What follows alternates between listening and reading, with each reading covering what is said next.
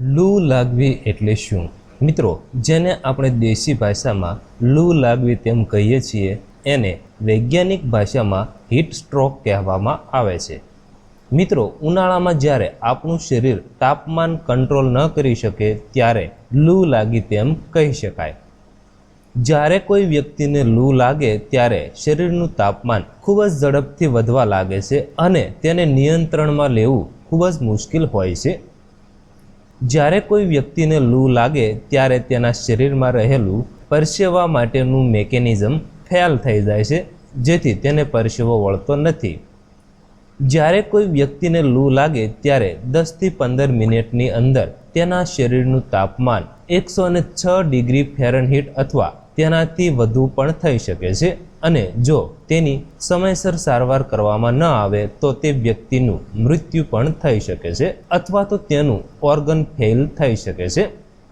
હવે મિત્રો, આપણે લૂ લાગવાના કેટલાક લક્ષણો જોઈએ તો માથાનો દુખાવો થવો, ચિત્તભ્રમ થવું, તીવ્ર તાવ આવવો, માણસનું બેભાન થવું, માણસની માનસિક સ્થિતિ વણસવી, ઉબકા અને ઉલટી થવા, ત્વચા લાલચ પડતી થવી, હૃદયના ધબકારામાં એકદમ વધારો થવો, એકદમ ત્વચા નરમ થઈ જવી, એકદમ ત્વચા સૂકી દેખાવી વગેરે જેવા લક્ષણો દેખાય છે।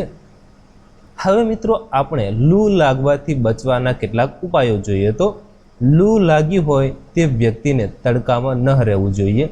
લૂ લાગી હોય તે વ્યક્તિના કપડાની જાડી લેયર હટાવીને હવા આવવા દેવી જોઈએ। લૂ લાગી હોય તે વ્યક્તિના શરીરને ઠંડુ કરવા માટે કૂલર અથવા પંખામાં બેસાડો।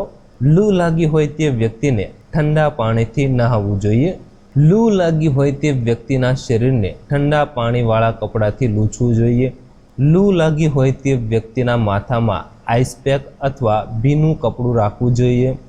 લૂ લાગી હોય તે વ્યક્તિના માથામાં, ગરદન, બગલ અને કમર પર ઠંડા પાણીમાં પલાળેલા ટુવાલને રાખવો જોઈએ। આ ઉપાયો બાદ પણ તાપમાન ન ઘટે તો તેને તાત્કાલિક ડૉક્ટરનો સંપર્ક કરવો જોઈએ।